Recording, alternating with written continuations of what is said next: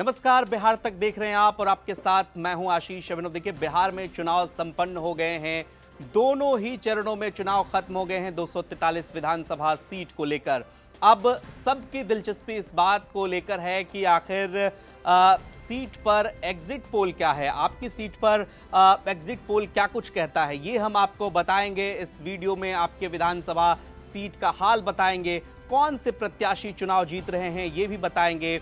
साथ ही साथ आपको ये बताएंगे कि चुनाव में कहां कमी रह गई, एग्जिट पोल आखिर क्या कहता है, जो कैंडिडेट जीत रहे हैं उनके जीतने की वजह क्या है, जो कैंडिडेट हार रहे हैं उनके हारने की वजह क्या है। तो चलिए इसी कड़ी में बात करते हैं कस्बा सीट को लेकर। कस्बा सीट चूंकि आपको बता दें कि इसको लेकर चर्चा खूब है और कस्बा सीट में नीतीश सिंह लोक जनशक्ति पार्टी रामविलास के टिकट पर चुनाव लड़ रहे हैं।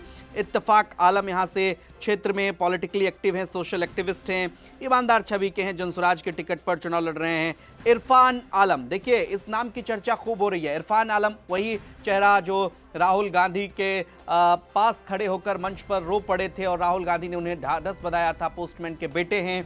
और इस सीट को लेकर ये कहा जा रहा है कि इरफान आलम बिहार तक के एग्जिट पोल में चुनाव जीतते नजर आ रहे हैं। पप्पू यादव के भी करीबी बताए जाते हैं और लेकिन 2020 में यहां से आफाक आलम चुनाव जीते थे। इस बार टिकट कटा, ऑडियो भी वायरल हुआ था, खूब सुर्खियां बनी। लेकिन इस सीट पर बिहार तक के एग्जिट पोल के मुताबिक कांग्रेस पार्टी के नेता जो है वो यहां से इरफान आलम चुनाव जीतते हुए नजर आ रहे हैं। तो देखा आपने, हमने आपको आपके सीट का एग्जिट पोल बताया है। अब आप अपने सीटों के बारे में, पर्टिकुलर सीट के बारे में ये जानना चाह रहे हैं कि आपकी सीट पर क्या कुछ हुआ है। इस बार कोई बड़ा खेल तो नहीं हुआ है, क्योंकि बात यह है कि हर सीट के बारे में अलग अलग चीजें सामने आ रही हैं। किसी सीट पर कैंडिडेट टू कैंडिडेट परिणाम वेरी कर रहे हैं।